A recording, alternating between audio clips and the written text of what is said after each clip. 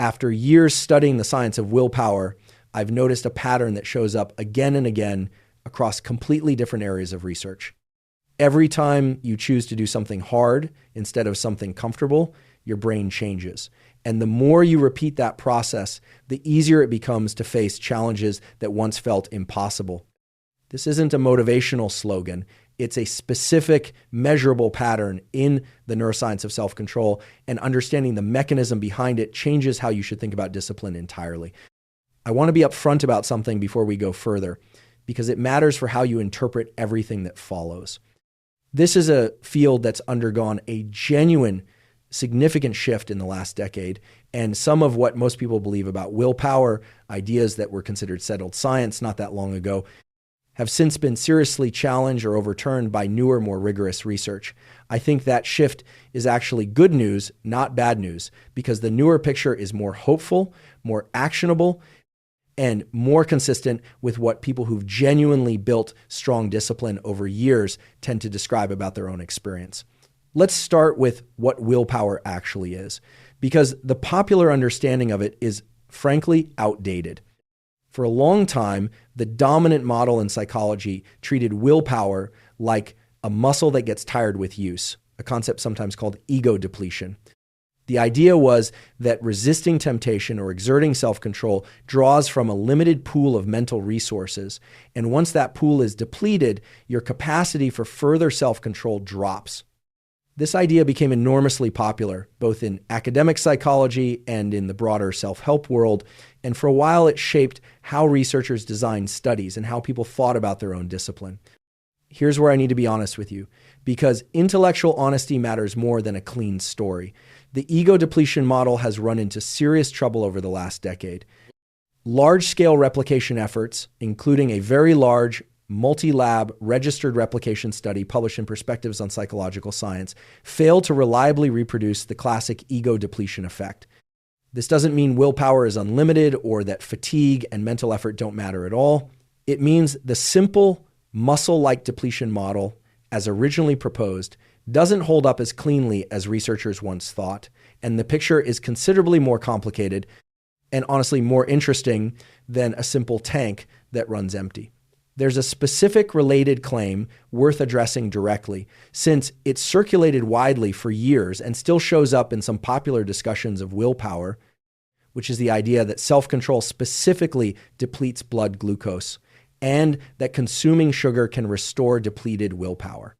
This glucose model was influential for a period, but subsequent research, including careful reanalysis of the original studies and newer experiments using more rigorous methodology, has found substantial problems with this specific claim.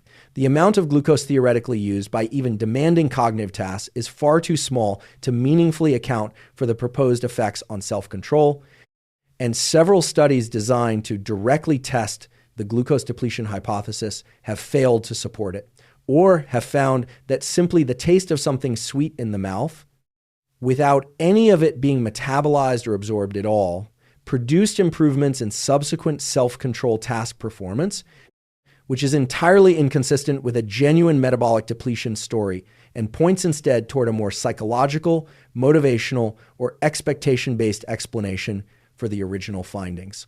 I mention this specifically because it's a good example of how an intuitive, biologically plausible sounding theory can become popular and widely repeated well before the underlying evidence is solid enough to support it. And it's part of why I want to be careful throughout this video to flag where the evidence is genuinely strong versus where it's more provisional or contested. So what does the current research actually suggest is happening when you exert self-control? The picture that's emerged over the last several years centers less on a depleting resource and more on effort, motivation, and a specific brain region that's become a major focus of attention in this field called the anterior mid-cingulate cortex. This region sits deep in the middle of your brain, and it's consistently activated across studies involving physical effort, cognitive effort, and resisting temptation. What's particularly interesting is research showing that the anterior mid-cingulate cortex appears to grow in terms of both activity and, in some longitudinal studies, structural measures in people who engage in sustained, effortful challenges. whether that's grueling physical training or demanding cognitive tasks. Researchers studying this region have described it as functioning almost like a hub for what's sometimes called will to persevere, tracking the cost of effort against the value of a goal and helping determine whether you push through discomfort or give up. One study that's gotten considerable attention in this area looked at brain scans from people engaged in an extremely demanding long-term diet and exercise program and compared them to people in a control condition. The people who successfully sustained the difficult program over months showed changes in this region that weren't present in those who didn't. This is exactly consistent with the broader pattern I mentioned at the start. The brain appears to physically adapt to repeated engagement with effort and discomfort in a way that seems to make future engagement with similarly difficult tasks somewhat easier, both subjectively, based on these imaging studies, at the level of underlying brain activity. I want to be careful here about causality because this is genuinely important. Much of this research is correlational or based on relatively small samples, and it's not always possible to fully disentangle whether people with certain baseline characteristics in this brain region were simply more likely to choose and sustain difficult challenges in the first place versus the challenge itself causing the observed changes. The most defensible current interpretation is that there's likely a real bidirectional relationship. Baseline differences influence who takes on and sustains difficult tasks, and the sustained engagement itself likely produces additional adaptation on top of that baseline. Both directions of causality are probably operating simultaneously, and I don't want to oversell this as a fully settled, purely one-directional finding. Let me connect this directly to something that affects almost everyone at some point, procrastination, since I think it's a particularly clear, everyday illustration of the exact mechanism we've been discussing. Research on procrastination has increasingly moved away from framing it purely as a time management failure and instead frames it primarily as an emotion regulation problem where the immediate discomfort associated with starting or continuing a difficult task drives an avoidance response, temporarily relieving that discomfort by switching to something more comfortable, even though this typically increases stress and negative feeling later on. This framing fits precisely within everything we've discussed about effort, discomfort, tolerance, and the insula's role in processing that discomfort. Chronic procrastination, from this perspective, isn't primarily a skills deficit or a scheduling problem. It's a pattern of consistently choosing short-term comfort over the discomfort of engaging with a difficult task, which, based on the neuroplasticity principles we've covered, likely reinforces exactly the neural pathways associated with avoidance, making future instances of avoidance somewhat more automatic and effortless.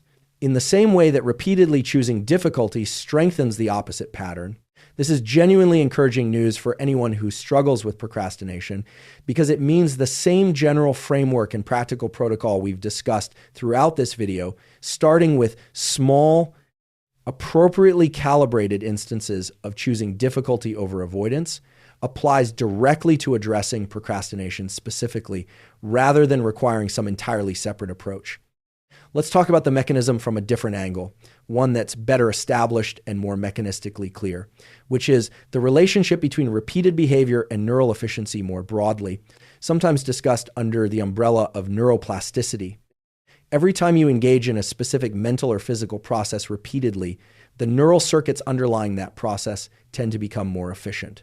This happens through a few well-documented mechanisms. Synaptic strengthening, where connections between neurons that fire together repeatedly become stronger, following a principle often summarized as neurons that fire together, wire together, a phrase capturing decades of research on synaptic plasticity going back to foundational work in the field.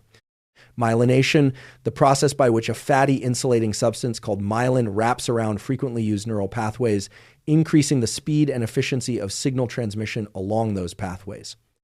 And changes in gray matter density and cortical thickness in regions repeatedly engaged by a specific behavior, which has been observed in numerous studies looking at everything from musicians practicing an instrument to people learning spatial navigation tasks.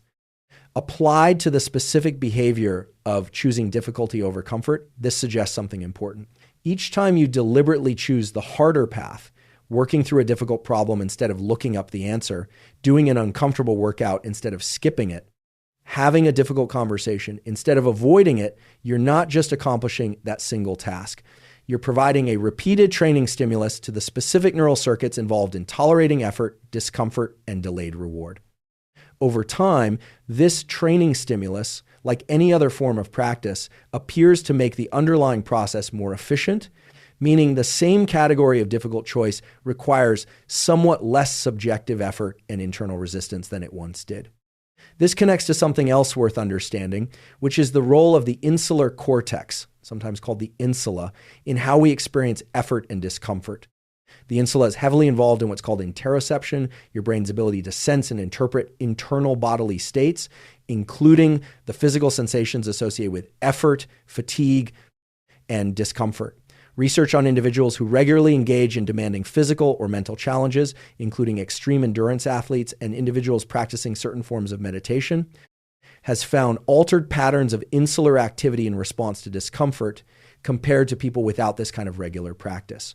Specifically, some studies suggest that with repeated exposure to controlled voluntary discomfort, the insula's response pattern shifts in a way that appears to reduce the perceived aversiveness of a given level of physical or effort-related discomfort without necessarily reducing the accuracy of the underlying physical sensation itself.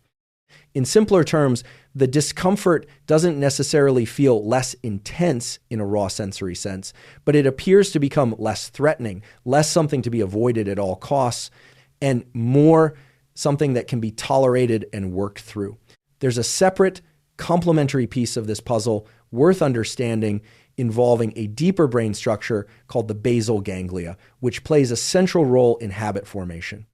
Research on habit learning has found that as a behavior becomes repeated and increasingly automatic, control over that behavior gradually shifts from regions associated with deliberate, effortful decision-making, primarily the prefrontal cortex, toward the basal ganglia, which supports faster, more automatic execution of well-practiced behavior patterns. This shift is part of why a genuinely new habit, whether it's a new exercise routine, a new study practice, or a new way of responding to stress, feels enormously effortful in its early stages, requiring conscious, deliberate engagement of prefrontal resources, but gradually requires less conscious effort as the behavior becomes more established and control shifts toward these more automatic, habit-based systems. This has a direct practical implication for the pattern of choosing difficulty over comfort that we're discussing throughout this video. Early attempts to build this pattern, deliberately choosing hard over easy, will genuinely require substantial conscious effort, drawing heavily on prefrontal resources, precisely because it's a new, not yet automated behavior pattern. This is exactly consistent with why building this kind of discipline often feels hardest in the first several weeks and considerably easier after a few months of consistent practice, since the underlying neural control is gradually shifting toward the more efficient, less effortful habit-based systems as the behavior becomes established. Research on habit formation timelines, including a widely cited study tracking participants forming a new daily behavior, found considerable individual variation in how long this automation process takes, ranging broadly from a few weeks to several months, depending on the complexity of the behavior and individual factors, which is worth knowing so you don't become discouraged if the process takes longer for you than a specific number you might have heard elsewhere. One practical implication of the habit research worth mentioning is the importance of consistent cues and context in supporting this automation process. Habits form more reliably, according to the research, when they're consistently attached to a specific, stable trigger, a particular time of day, a particular location, or a particular preceding action, rather than left to depend purely on remembering or deciding fresh each time. This is part of why explicitly attaching a new, difficult behavior to an existing, stable routine, sometimes described informally as habit stacking, tends to produce more reliable results than simply intending to do the difficult thing whenever it feels convenient, since the latter approach places the entire burden on effortful prefrontal decision-making every single time, rather than allowing the behavior to gradually recruit the more automatic, less effortful systems we've been discussing. Let's talk about why this matters so much for the specific pattern I described at the beginning, the pattern of choosing hard over comfortable, and how it compounds over time.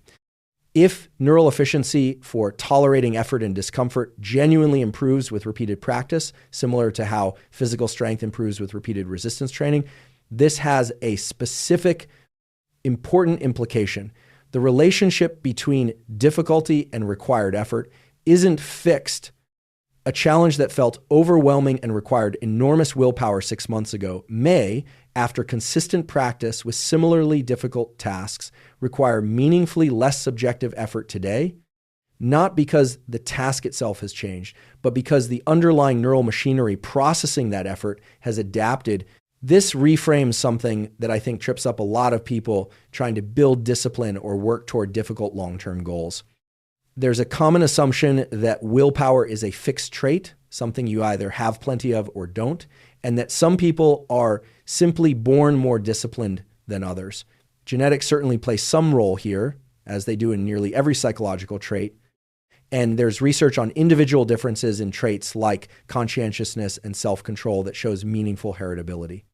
But the research on neuroplasticity and effort tolerance suggests that regardless of your starting point, the capacity to tolerate difficulty and delay gratification is substantially trainable through the specific, repeated practice of choosing difficulty over comfort in graduated, sustainable increments. This connects to a related, well-known line of research on what's sometimes called grit, defined in the research literature as sustained passion and perseverance toward long-term goals. Studies on grit have found it to be a meaningfully distinct construct from raw talent or intelligence, and to independently predict success across a wide range of demanding domains, from military training completion to spelling bee performance to teacher retention in challenging school environments. What's particularly relevant for our discussion here is that grit doesn't appear to be a purely fixed trait either. Research on interventions designed to build grit, often involving explicit training and reframing setbacks as learning opportunities and building a consistent practice of pursuing challenging, personally meaningful goals over time, has shown modest but measurable increases in grit scores following these interventions, further supporting the broader picture that the capacity for sustained effort in the face of difficulty is substantially malleable, not simply fixed at some innate baseline level. I want to introduce a concept from the research literature that I think is genuinely useful here, sometimes called the overload principle, borrowed originally from exercise physiology, but increasingly applied to psychological and cognitive training as well. The idea is that adaptation requires a stimulus that's challenging enough to prompt a genuine adaptive response, but not so overwhelming that it produces failure, injury, or complete avoidance.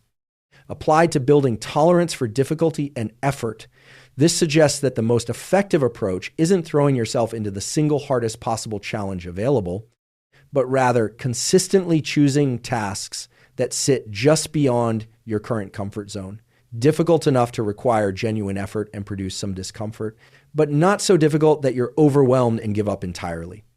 This maps onto a concept that's become fairly well known in psychology and skill acquisition research, sometimes called the zone of proximal development in educational contexts, or more informally described as operating at the edge of your current capacity. Tasks that are too easy provide little to no training stimulus for the neural adaptations we've discussed. Tasks that are wildly beyond your current capacity tend to produce avoidance, anxiety, and abandonment rather than productive adaptation. The genuinely productive zone sits specifically at the boundary of manageable difficulty, uncomfortable enough to matter, achievable enough to sustain engagement. Let's talk about dopamine again here, because it connects meaningfully to this discussion in a way that's distinct from how I've discussed it in other contexts. Research on effort-based decision-making has found that dopamine signaling doesn't just respond to rewards themselves, it's also deeply involved in your willingness to expend effort in pursuit of a reward. And interestingly, some research suggests that successfully completing a genuinely effortful task produces its own dopaminergic reward signal, somewhat independent of the external outcome. This is sometimes discussed as the reward of mastery or the reward of overcoming a genuine challenge, and it appears to be a real, measurable phenomenon, not simply a motivational platitude. This matters because it suggests that repeatedly choosing difficulty over comfort isn't purely an exercise in white-knuckled resistance against your own reward system. Over time, and with the right framing and consistent practice, the act of engaging with and completing difficult tasks can itself become a legitimate source of reward, reinforcing the very behavior pattern we're trying to build. There's a specific, well-studied line of research worth mentioning here, sometimes discussed under the term stress inoculation, which describes the general principle that controlled voluntary exposure to manageable stress or discomfort can improve your capacity to handle future stress, both physiological and psychological. This concept has roots in clinical psychology, originally developed as a therapeutic technique for managing anxiety, but it's since been applied more broadly to physical training contexts as well. Deliberate cold exposure is a commonly discussed example. Research on brief, controlled cold water exposure has found measurable increases in circulating norepinephrine and dopamine, along with subjective reports of improved mood and alertness following exposure. And some smaller studies have found that repeated voluntary cold exposure is associated with improved self-reported stress tolerance over time. I want to be careful here, though, because the research based on cold exposure specifically, while genuinely interesting, is still relatively limited in scope, with many studies involving small sample sizes, and I don't want to overstate cold exposure as some kind of essential requirement for building the effort tolerance we're discussing. It's better understood as one specific, well-studied example of a broader principle, controlled voluntary discomfort producing adaptive changes in stress tolerance and mood regulation, a principle that applies to many other forms of deliberately chosen difficulty as well, including challenging exercise, demanding cognitive work, and difficult social interactions. This broader principle also connects to research on what's sometimes called hormetic stress, a concept borrowed from toxicology, describing how a stressor that would be harmful at high doses can produce beneficial adaptive effects at lower controlled doses. Exercise itself is a classic example, since the physical stress of a workout, if excessive, produces injury and harm, but at an appropriately calibrated dose, produces the beneficial adaptations we associate with fitness. The research we've discussed throughout this video suggests something structurally similar may be true for psychological effort and discomfort more broadly. Appropriately dosed, voluntary engagement with difficulty appears to produce adaptive strengthening of the relevant neural systems, while excessive, poorly calibrated, or involuntary stress tends to produce the opposite: exhaustion, avoidance, and in more severe or chronic cases, measurable impairment of the very systems we're trying to strengthen. Now, I want to address something important because I don't want to present an oversimplified, purely positive picture here. There is real research on something called decision fatigue and on the genuine cognitive costs of sustained effort and self-regulation over the course of a day, even if the simple ego depletion model has been challenged. Studies on sustained attention and cognitive control tasks have found genuine performance decrements over time within a single extended session, likely related to a combination of factors, including reduced motivation, accumulated distraction, and genuine metabolic and attentional costs of sustained focus, even if the underlying mechanism isn't a simple depleting resource in the way originally proposed. This suggests that while effort tolerance can genuinely be trained and improved over the long term, within any single day, there are still real limits worth respecting, and pushing through every single difficult task available to you in a single day without any consideration for pacing or recovery isn't necessarily the most effective strategy, even for someone with substantial trained effort tolerance. There's also research worth mentioning on the role of perceived meaning and autonomy in sustaining effortful behavior. Studies on motivation, particularly research grounded in self-determination theory, have found that effortful tasks undertaken for reasons that feel personally meaningful and autonomously chosen are associated with substantially better sustained engagement and lower reported subjective effort compared to similarly difficult tasks undertaken purely due to external pressure or obligation. This suggests that the specific framing and context around a difficult choice matters, not just the raw difficulty of the task itself.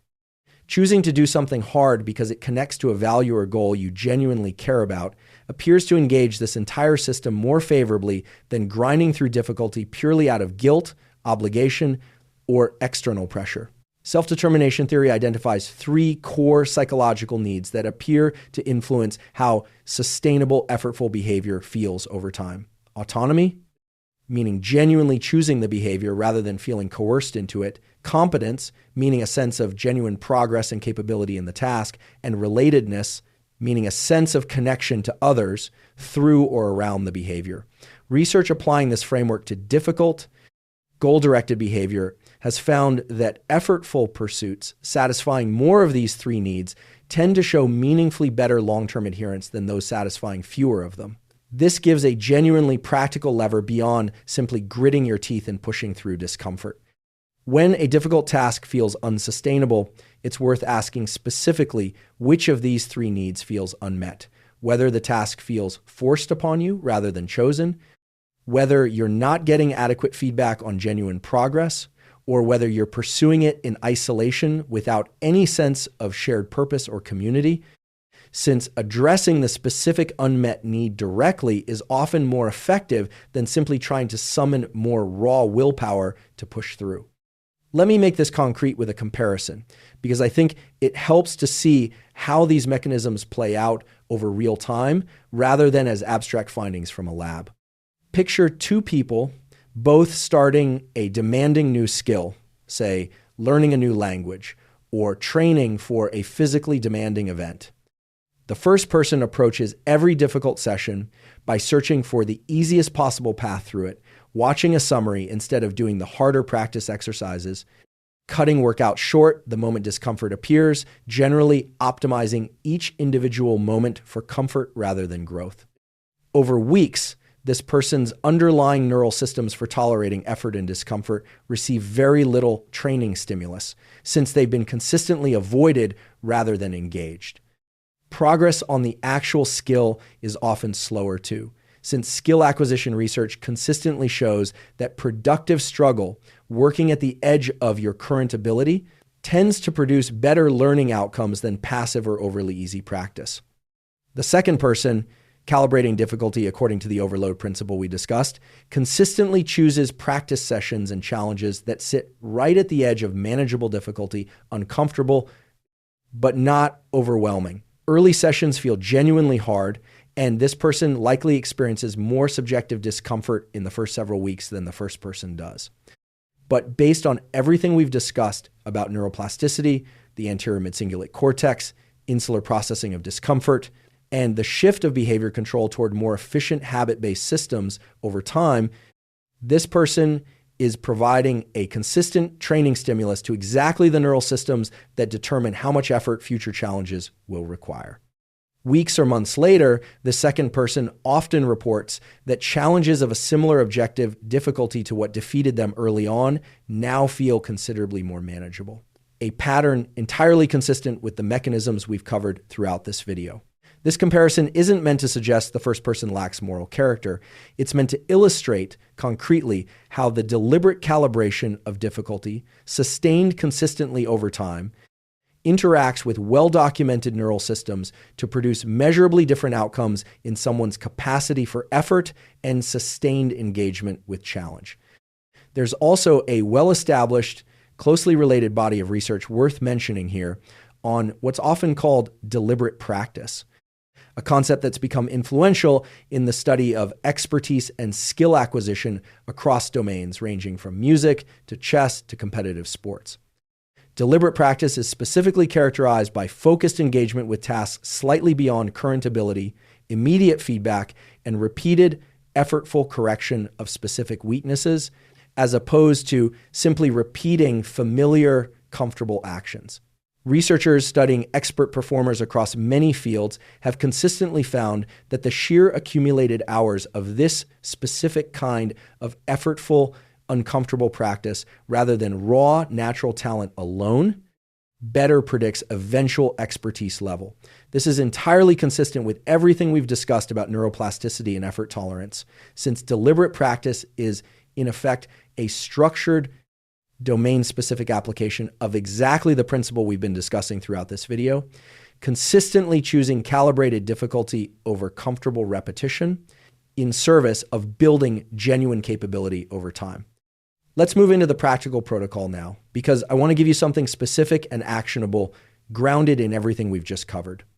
First, deliberately seek out small, manageable difficulty on a consistent, ideally daily basis, rather than waiting for large, occasional tests of willpower to show up in your life.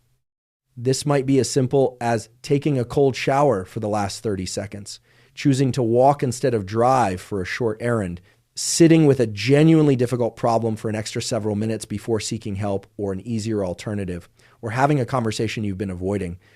The specific activity matters less than the consistent practice of noticing a choice between comfortable and difficult, and deliberately choosing difficult in a way that's genuinely challenging but clearly achievable. Second, pay attention to calibrating difficulty appropriately using the overload principle we discussed.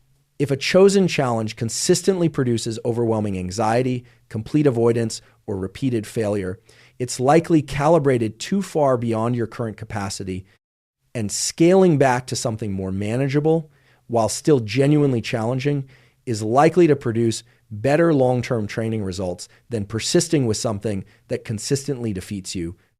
Progress here should look more like a gradual staircase than a single steep cliff. Third, deliberately notice and name the moment of choice when it happens.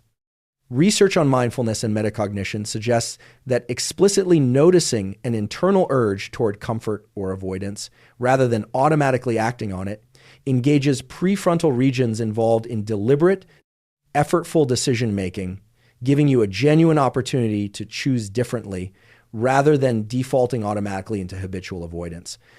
This might be as simple as a brief internal acknowledgement, noticing thoughts like, here's the moment I usually take the easy path, before deciding how to respond. Fourth, track your engagement with difficulty over time, not just your outcomes. Keeping a simple log of moments where you chose difficulty over comfort, even briefly, provides both a record of your progress and a source of the mastery-related reward signal we discussed earlier, reinforcing the pattern through a legitimate sense of accomplishment separate from whatever external outcome the specific task produces. Fifth, connect your difficult choices to a genuinely meaningful reason whenever possible, consistent with the research on autonomy and motivation. Rather than framing a difficult task purely in terms of obligation or the absence of doing it, spend a moment explicitly connecting the choice to something you actually care about, a value, a longer-term goal, a version of yourself you're deliberately building toward. This isn't just a feel-good exercise. The research on self-determination and sustained motivation suggests this kind of framing genuinely changes how sustainable the effort feels over time. Sixth, build in genuine recovery and don't attempt to apply maximum effort to every single available challenge every single day. Given what we discussed about real, legitimate limits on sustained cognitive effort within a given day, even for people with substantial trained effort tolerance, it's reasonable and evidence-supported to be selective about which difficult choices you're prioritizing on any given day, rather than treating every possible instance of difficulty as an equally important test to pass. Seventh, physical exercise deserves special mention here because it may be one of the most efficient and well-studied ways to build general effort tolerance that transfers, at least to some degree, across different domains. Research on exercise and self-control has found that individuals who begin a consistent exercise program often report improvements in self-control and discipline in unrelated areas of life, including diet, spending habits, and study habits, a pattern sometimes described as a spillover effect. While the mechanisms aren't fully settled, the repeated voluntary engagement with physical discomfort and effort inherent in consistent exercise plausibly engages many of the same neural systems, including the anterior mid-cingulate cortex and insular processing we discussed earlier, that underlie effort tolerance more generally, potentially explaining why this particular form of difficulty seems to generalize unusually well to other areas of life. Eighth, be deliberate about the language you use with yourself around difficulty. Since research on self-talk and framing has found that the way you internally describe an effortful task genuinely influences how sustainable your engagement with it feels. Framing a difficult task as an opportunity for growth or as evidence of the kind of person you're becoming, rather than purely as an unpleasant obligation to be endured and survived, has been associated in several studies with better sustained engagement and lower reported subjective effort for objectively similar tasks. This isn't about dishonestly pretending difficulty is easy or pleasant. It's about accurately recognizing the genuine, meaningful function that difficulty serves, which the research throughout this video has laid out in specific mechanistic detail rather than treating it as pure, meaningless suffering to be minimized at all costs. I want to spend a moment on sleep because it connects directly to everything we've discussed about sustained effort and self-regulation. Chronic sleep deprivation has been consistently associated in the research with impaired prefrontal cortex function, reduced impulse control, and increased susceptibility to choosing immediate, comfortable options over effortful, delayed reward options. This isn't a separate wellness recommendation tacked on to the discussion of willpower. Adequate, consistent sleep appears to be a genuine prerequisite for the prefrontal and effort processing systems we've discussed to function at their best, and attempting to build discipline and effort tolerance on top of a foundation of chronic sleep deprivation is working against yourself in a very literal physiological sense. Let me address a few questions that tend to come up whenever I discuss this topic, because I think the answers add useful nuance.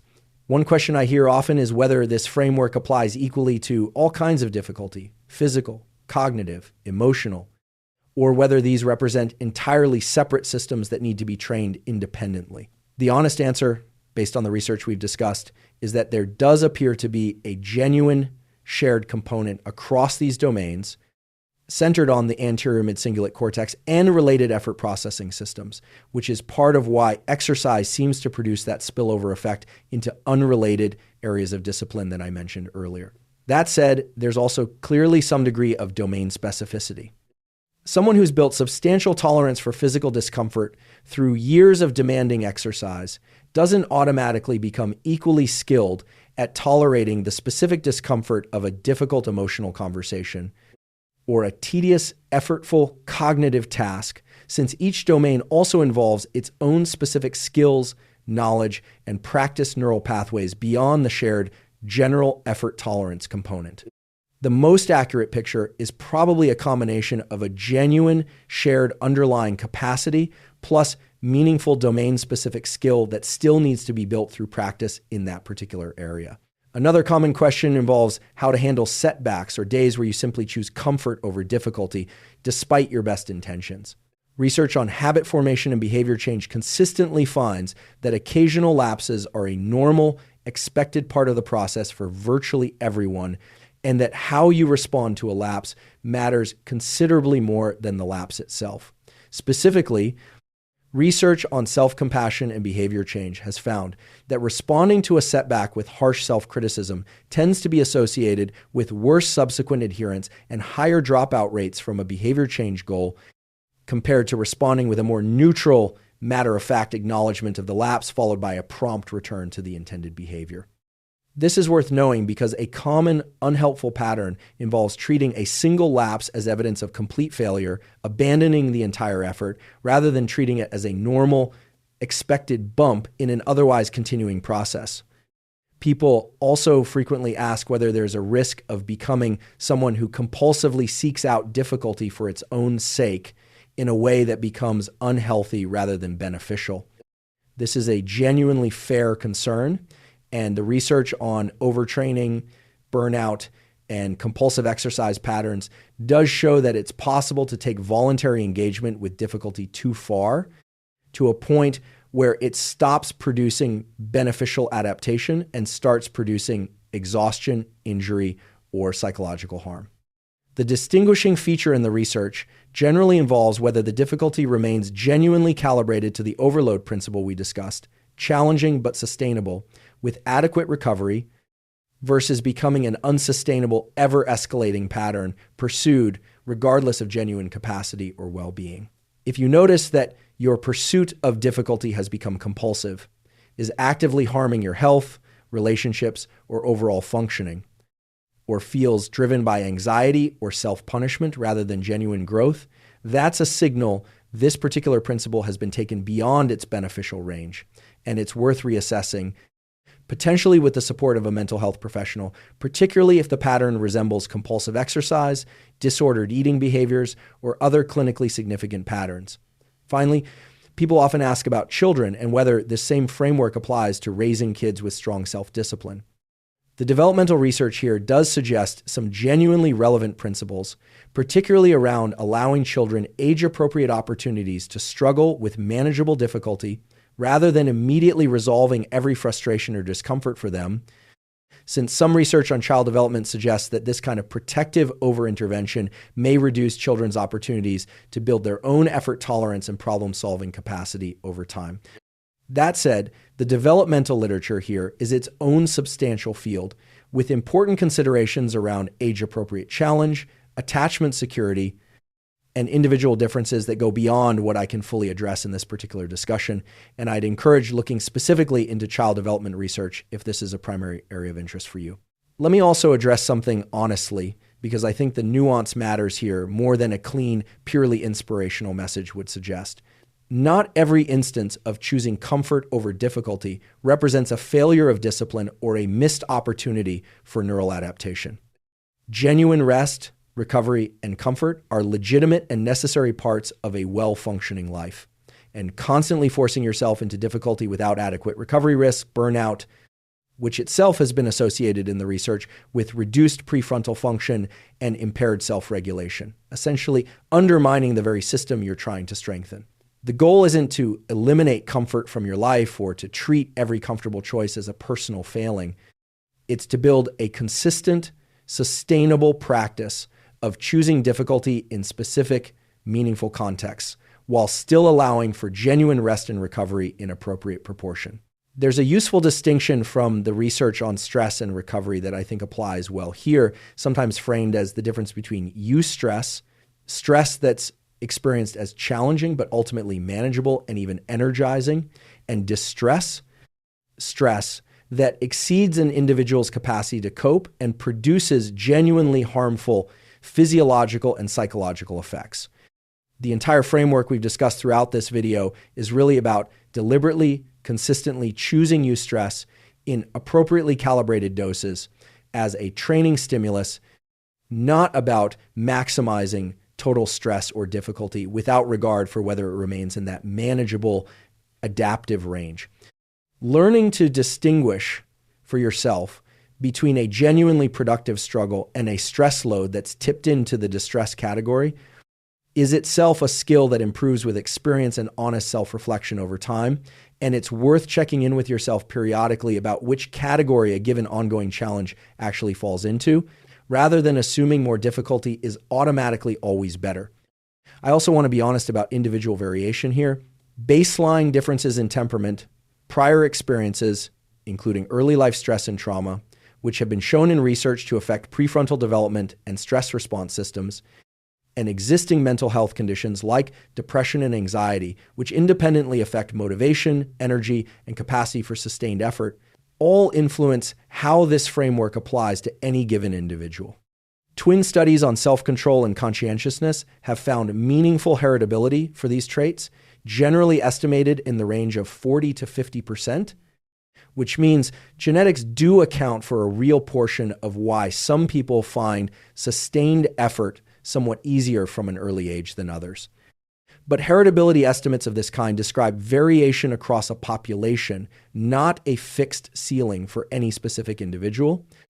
And they leave substantial room for the environmental and experiential factors we've discussed throughout this video, including deliberate, consistent practice to meaningfully shift someone's capacity relative to their own starting point, regardless of where that starting point happens to sit. If you're finding that building this kind of sustained effort tolerance feels disproportionately difficult, or if you're dealing with persistent low motivation, low energy, or a pervasive sense that even small challenges feel overwhelming, this may reflect something beyond the general framework described in this video. And speaking with a mental health professional is a more appropriate and more likely effective path forward than simply trying to apply more willpower to the situation. Let me bring this together with a broader reflection, because I think it reframes something genuinely important about how we think about discipline and personal growth. The common cultural narrative around willpower tends to treat it as an innate character trait, something you either have or don't, a fixed measure of your worth as a disciplined or undisciplined person. The research we've covered throughout this video paints a considerably more hopeful and, I'd argue, more accurate picture. Willpower, or more precisely, the capacity to tolerate effort and discomfort in pursuit of a meaningful goal, behaves less like a fixed trait and more like a trainable capacity, responsive to consistent, appropriately calibrated practice supported by genuine, measurable changes in brain structure and function. This means the difficult conversation you've been avoiding, the challenging project you keep putting off, the uncomfortable habit you're trying to build, none of these are simply tests of an unchangeable, fixed reserve of discipline that you either have enough of or don't. Each one is an opportunity, small or large, to provide a training stimulus to a genuinely adaptable neural system, one that, based on the research we've discussed, becomes measurably more capable with consistent, graduated practice. I think this reframing matters enormously because it shifts the entire project of self-improvement from a fixed, somewhat fatalistic story about who you are to an active, ongoing process of training a specific, well-documented neural capacity, the same way you might train a muscle through progressive resistance exercise. The people who seem to effortlessly choose difficulty over comfort aren't necessarily born with some innate advantage you lack. In many cases, based on the research on neuroplasticity and effort tolerance, they've simply accumulated more repetitions of exactly the process we've discussed throughout this video, gradually building a more efficient, more capable system through consistent, deliberate practice. Start small. Choose one specific, manageable difficulty today, something genuinely challenging but clearly achievable. Notice the moment of choice when it arises.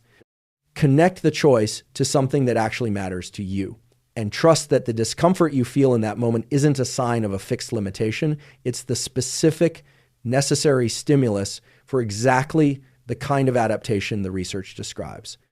Repeat this consistently in appropriately calibrated increments and give it real time, the same way you would with physical training, and the evidence suggests that challenges which feel impossible today will, with consistent practice, become considerably more manageable over time. I think there's one more thing worth saying before we close, because it's the piece of this that I find most genuinely useful in my own life, beyond the specific mechanisms and studies we've covered.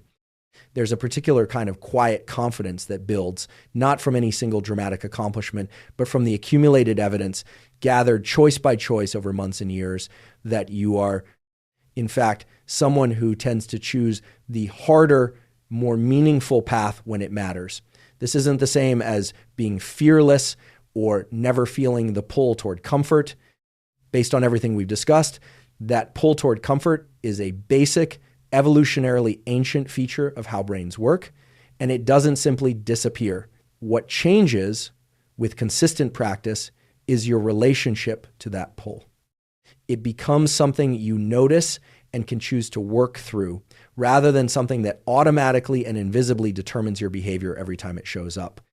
I'd also gently push back on a version of this message that sometimes gets taken too far, which is the idea that a genuinely well-lived life should be maximally difficult at every turn, that comfort itself is something to be suspicious of or eliminated wherever possible. That's not what the research supports, and it's not the message I want to leave you with. The goal isn't a life devoid of ease, warmth, rest, or simple pleasure. It's a life where, specifically in the moments that matter, the moments connected to goals and values you genuinely care about, you've built the trained capacity to choose the harder, more meaningful path rather than defaulting automatically to whatever requires the least effort in that instant. Comfort in its proper place, alongside a trained, deliberate capacity for difficulty where it counts, is a considerably more sustainable and, I'd argue, more genuinely fulfilling target than either extreme on its own. If you take one thing away from everything we've covered, let it be this. The next time you're standing at that familiar fork between the comfortable option and the harder, more meaningful one, remember that the discomfort you feel in that moment is not evidence of some fixed personal deficiency. It's the exact, specific signal of a system that is at that very moment available to be trained. Every study we've discussed today on the anterior mid-cingulate cortex, on neuroplasticity and myelination, on the insulin interoception, on habit formation in the basal ganglia, on grit and deliberate practice, points toward the same underlying conclusion. This capacity is built incrementally, choice by choice, and it is available to you starting with whatever difficult, meaningful choice is in front of you right now. Thanks for watching. I'll see you in the next one.